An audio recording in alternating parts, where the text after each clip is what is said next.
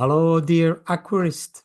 Welcome again to one of my videos on a case of fish diseases that I came across during my work as a fish doctor.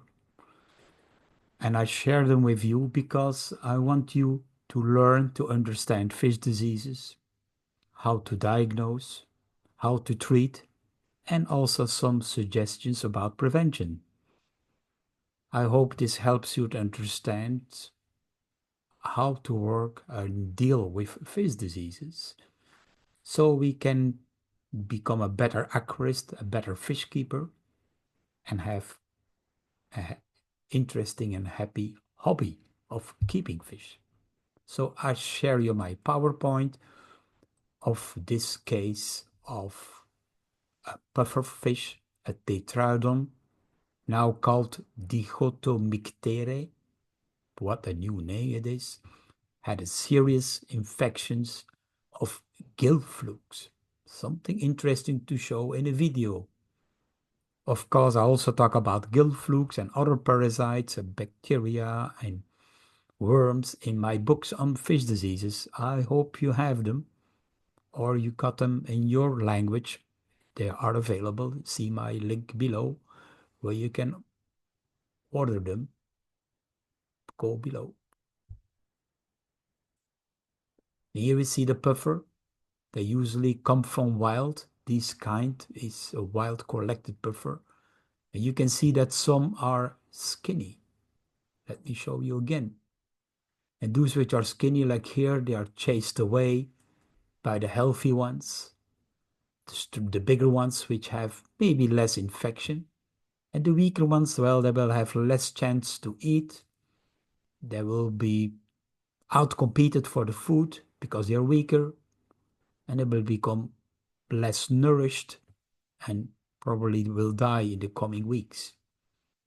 When we checked the gills, we found all those black things in the gills. Look, all those little strings, animals attached. And of course, if you see the video, you might recognize it if you have used a microscope before, that these are gill flukes, worms in the gills. And look how many.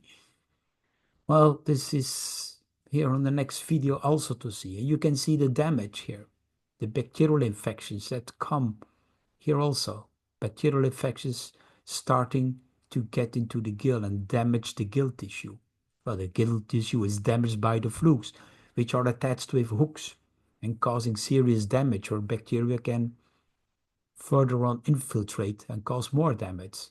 Here we can see also here these parts of the gills are gone. And here we see the flukes, massive flukes, here already a baby. So there's a cycle going on in the tank that babies are coming out of the eggs produced by these worms. So understand the cycle of gill flukes. Producing eggs, eggs go in the bottom of the tank, go into the filter, and later on the worms come out again and reinfect the fish. It has been going on.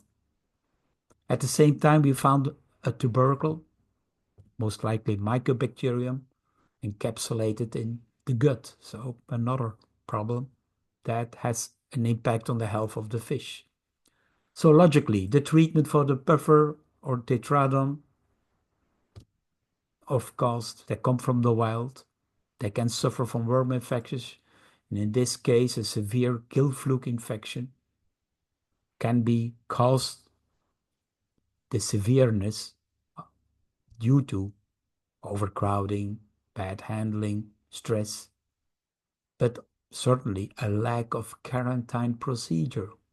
These fish need a good quarantining, and you can get that in training at my Patreon classes. You could prevent this disease because these fish need a proper treatment against gill flukes. I have several medications of that explained in my books. And at the same time, you can help with a functional fish food that helps to fight off this infection, and it is BioFish Food Garlic.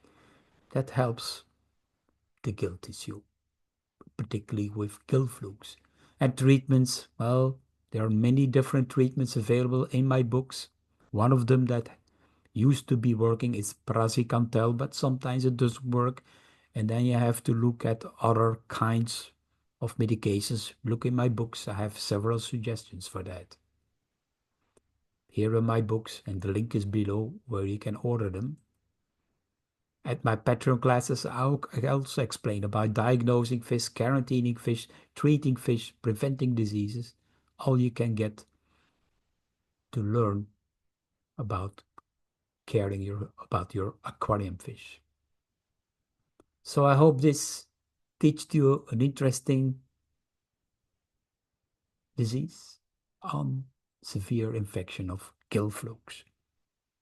Use a microscope because the fish could not tell you what they are suffering from. You could not see it with the naked eye. That's why the microscope is my tool.